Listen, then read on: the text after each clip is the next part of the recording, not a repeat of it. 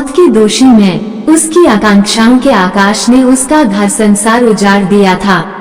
खबर सुनकर विभा भागी भागी आई और उसे देखते ही शची चीत्कार कर उठी, पल्लव की मौत के लिए मैं ही दोषी हूँ।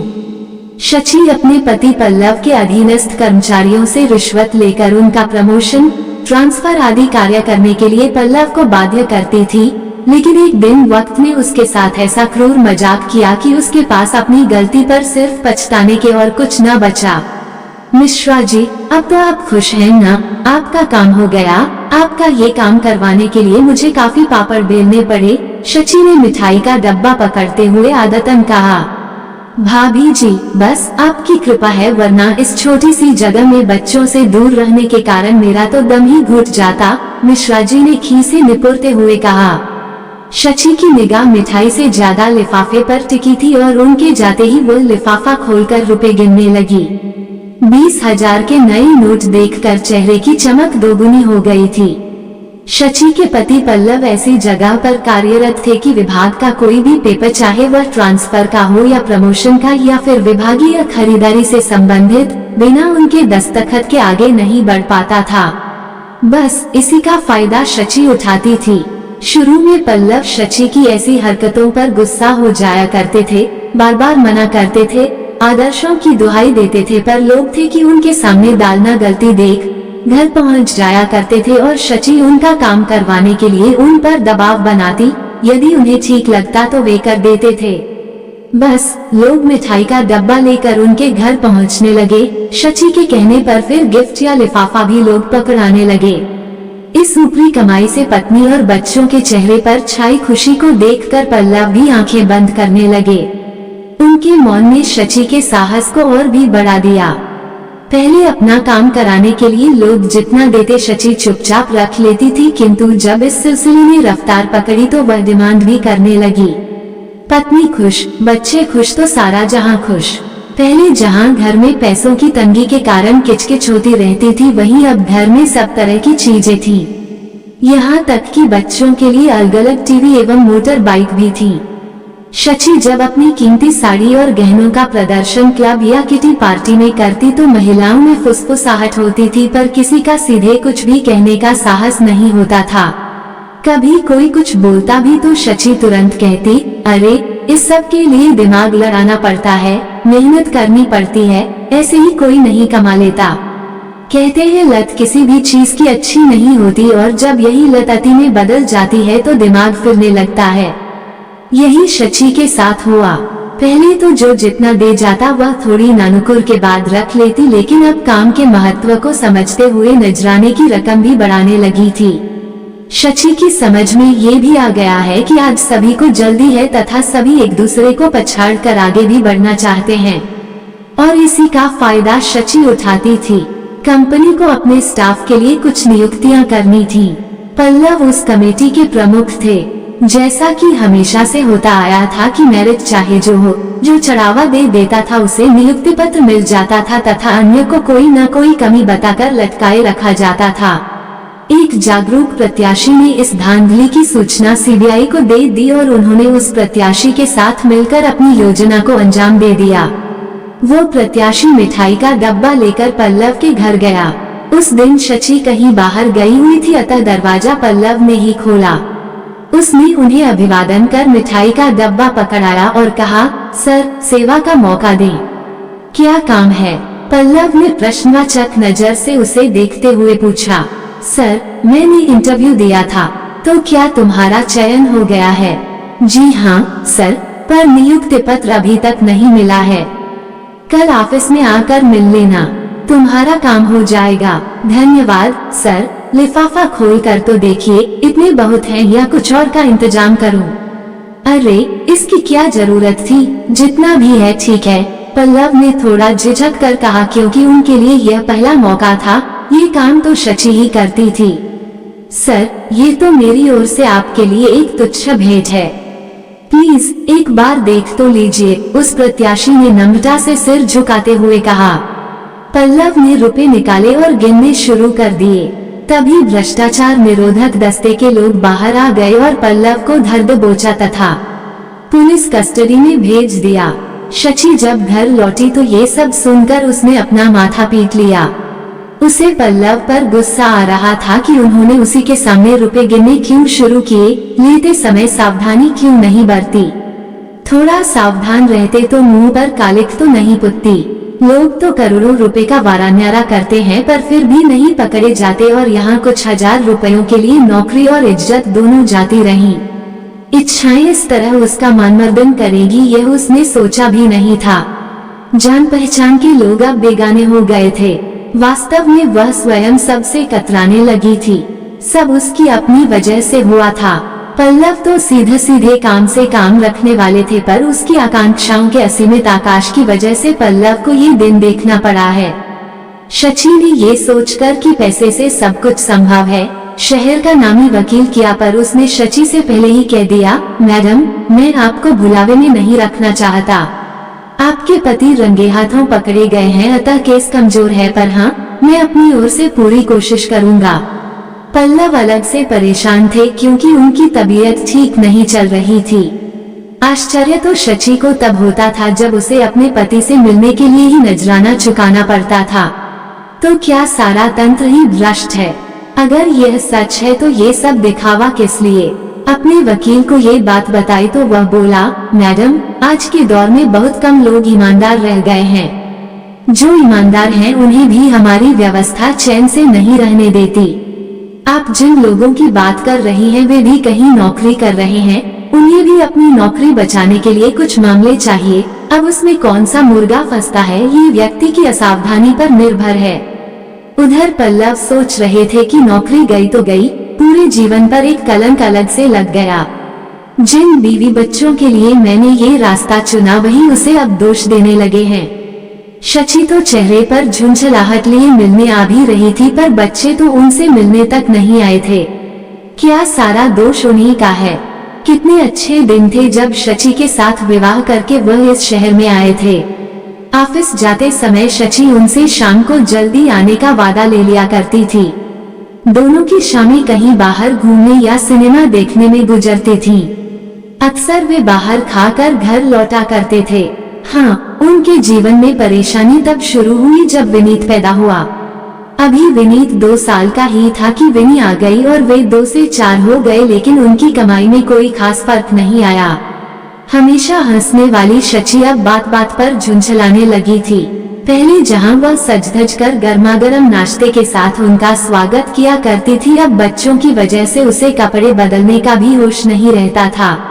पल्लव समझ नहीं पा रहे थे कि क्या करें। बच्चों को अच्छे स्कूल में दाखिल करवाने के लिए डोनेशन चाहिए था। उस स्कूल की मोटी फीस के साथ दूसरे ढेरों खर्चे भी थे।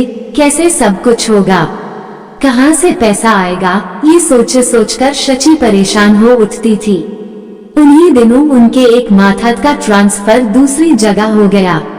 उसने पल्लव से निवेदन किया तो उन्होंने अपने प्रभाव का इस्तेमाल कर उसका ट्रांसफर रुकवा दिया था।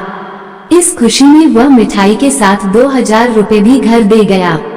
अब शची उनसे इस तरह के काम करवाने का आग्रह करने लगी थी। शुरू में तो वह झिझके भी, पर धीरे धीरे झिझक दूर होती गई और वह भी अभ्यस्त हो गए थे। ऊपर की कमाई के पैसों से शची के चेहरे पर आई चमक उन्हें सुकून पहुंचा जाती थी, साथ ही बच्चों की जरूरतें भी पूरी होने लगी थीं। खूब धूमधाम से उन्होंने पिछले साल ही विनी का विवाह किया था। विनीत भी इसी वर्ष इंजीनियरिंग कर जॉब में लगा है। अच्छी भली जिंदगी चल रही थी कि एकाएक वर्षों की मेहनत पर ग्रहण लग गया। तब पल्लव को भी लगने लगा था कि भ्रष्टाचार तो हर जगह है, अगर वह भी थोड़ा बहुत कमा लेते हैं तो उसमें क्या बुराई है। फिर वो किसी से मांगते तो नहीं है। अगर कुछ लोग अपना काम होने पर कुछ दे जाते हैं तो ये तो भ्रष्ट आचरण नहीं हुआ। लगता है उनके साथ किसी ने धोखा किया है या उन्हें जानबूझकर फंसाया गया है। कहते तो यही है कि लेने वाले से देने वाला अधिक दोषी है, पर देने वाला अक्सर बच निकलता है, जबकि अपना काम निकलवाने के लिए बार बार लालच देकर वह व्यक्ति को अंधे कुएं में उतरने के लिए प्रेरित करता है, और प्यास बुझाने को आतुर उतरने वाला ये भूल जाता है कि कुएं में स्वच्छ जल ही नहीं, गंदगी के साथ साथ कभी भी जहरीली गैसें भी रहती हैं, और अगर एक बार आदमी उसमें फंस जाए तो उससे बच पाना बेहद मुश्किल होता है। बच भी गया तो अपाहिजों की तरह जिंदगी बितानी पड़ जाती है। अब पल्लव को महसूस हो रहा था कि बुराई तो बुराई है, किसी के दिल को दुखाकर कोई सुखी नहीं रह सकता। उन्होंने अपना सुख तो देखा, पर जिसे अपने सुखों में कटौती करनी पड़ी उन पर क्या बीतती होगी, इस पर तो उनका ध्यान ही नहीं गया था। मानसिक द्वंद्व के कारण पल्लव को हार्ट अटैक पड़ गया था। सीबीआई ने अपने अस्पताल में ही उन्हें भर्ती कराया, किंतु हालत सुधरने के बजाय बिगड़ती ही जा रही थी। शची, जो इस घटना के लिए, सारी परेशानी के लिए उन्हें ही दोषी मानती रही थी, उनकी बिगड़ती हालत देखकर परेशान हो उठी। पहले जब शची ने पल्लव की बिगड़ती हालत पर सीबीआई का ध्यान आकर्षित किया था तो उनमें से एक ने हंसते हुए कहा था, डोंट वरी मैडम, सब ठीक हो जाएगा। यहाँ आने पर सबकी तबीयत खराब हो जाती है। उस समय उसकी शिकायत पर किसी ने ध्यान नहीं दिया, लेकिन दूसरे दिन जब वो मिलने गई तो पल्लव को सीने में दर्द से तड़पते पाया। शची से रहा नहीं गया और वो सीबीआई के सीनियर ऑफिसर के केबिन में दंदनाती हुई घुस गई तथा गुस्से में बोली, आपकी कस्टडी में अगर पल्लव की मौत हो गई तो लापरवाही के लिए मैं आपको छोड़ूंगी नहीं। आखिर कैसे हैं आपके डॉक्टर जो वास्तविकता और नाटक में भेद नहीं कर पा रहे हैं। शची की बातें सुनकर वो सीनियर अधिकारी पल्लव के पास गया और उनकी हालत देखकर उन्हें नर्सिंग होम में शिफ्ट कर दिया, पर तब तक देर हो चुकी थी। डॉक्टर ने पल्लव को भर्ती तो कर दिया, पर अभी वह खतरे से खाली नहीं थे। रोते रोते शची की आंखें सूज गई थीं। कोई भी तो उसका अपना नहीं था। ऐसे समय बच्चों ने भी शर्मिंदगी जताते हुए आंखें फेर ली थीं। इस दुख की घड़ी में बस उसकी छोटी बहन विभा जब तक उससे मिलने आ जाया करती थी, जो बहन को समझा बुझा कर कुछ खिला जाया करती थी। शची टूट एवं थक चुकी थी। जाती भी तो जाती कहाँ। घर अब वीरान खंडहर बन चुका था, अतः वो वहीं अस्पताल में स्टूल पर बैठे पति को एकटक निहारती रहती थी। पल्लव को सांस लेने में शिकायत होने पर ऑक्सीजन की नली लगाई गई थी। सदमा इंसान को इस हद तक तोड़ सकता है, आज उसे महसूस हो रहा था। पति की हालत देखकर शची परेशान हो जाती, पर कर भी क्या सकती थी। पल्लव की यह हालत भी तो उसी के कारण हुई है। मन में हलचल मची हुई थी, तर्क वितर्क चल रहे थे। कभी पति को इतना असहाय उसने महसूस नहीं किया था। दोनों बच्चे अपनी अपनी दुनिया में मस्त थे। पल्लव की गिरफ्तारी की खबर सुनकर उन दोनों ने अफसोस करना तो दूर, शर्मिंदगी जताते हुए किनारा कर लिया था, पर बीमार पल्लव को देखकर रहा नहीं गया तो एक बार फिर उनकी बीमारी के बारे में उसने बच्चों को बताया। विनी ने रटारटाया वाक्य दोहरा दिया था, मामा मैं नहीं आ सकती, डैड की वजह से मैं घर के सदस्यों से नजर नहीं मिला पा रही हूँ। आखिर डैड को ऐसा करने की आवश्यकता ही क्या थी। आना तो दूर, कुछ ऐसी ही प्रतिक्रिया विनीत की भी थी। शची समझ नहीं पा रही थी कि क्या करे। बच्चों के मन में पिता के प्रति बनी छवि ध्वस्त हो गई थी, पर क्या वो नहीं जानते थे कि पिता के इतने कम वेतन में तो उनकी सुरसा की तरह नित्य बढ़ती जरूरतें व इच्छाएं पूरी नहीं हो सकती थीं। शची को अपनी कोख से जन्मी संतानों से नफरत होने लगी थी। कितने स्वार्थी हो गए हैं दोनों। पिता तो पिता, उन्हें माँ की भी चिंता नहीं रही। उस माँ की जिसने उनके अरमानों को पूरा करने के लिए हर संभव प्रयास किए, उन्हीं के लिए गलत रास्ता अपनाया, हर सुख सुविधा दी, अच्छे से अच्छे स्कूल में शिक्षा दिलवाई, धूमधाम से विवाह किया, यहाँ तक कि दहेज में विनी को जब कार दी थी तब तो उसने नहीं पूछा कि मम्मा इतना सब कैसे कर पा रही हो, तुम बच्चों को क्यों दोष दे रही हो। शची उसके मन ने उससे पूछा। उन्होंने तो वही किया जिसके वो आदी रहे थे। जैसे माहौल में तुमने उन्हें पाला वैसे ही वो बनते गए। क्या तुमने कभी किसी कमी का एहसास उन्हें कराया या तंगी में रहने की शिक्षा दी।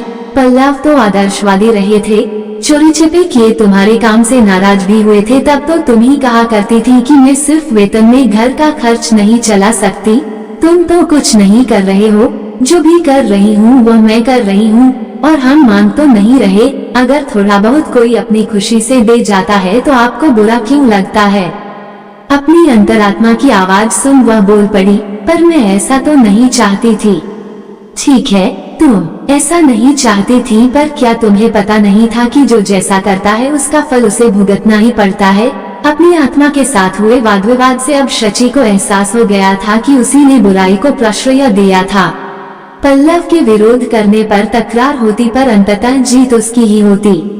पल्लव चुप हो जाते, फिर घर में खुशी के माहौल को देखकर वह भी उसी के रंग में रंगते गए।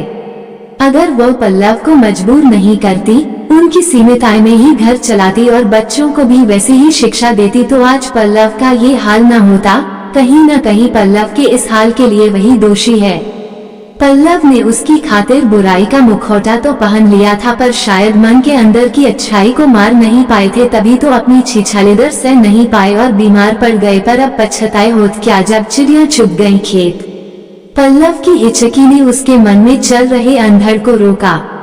उन्हें तड़पते देखकर वो डॉक्टर को बुलाने भागी, और जब तक डॉक्टर आए तब तक सब समाप्त हो चुका था।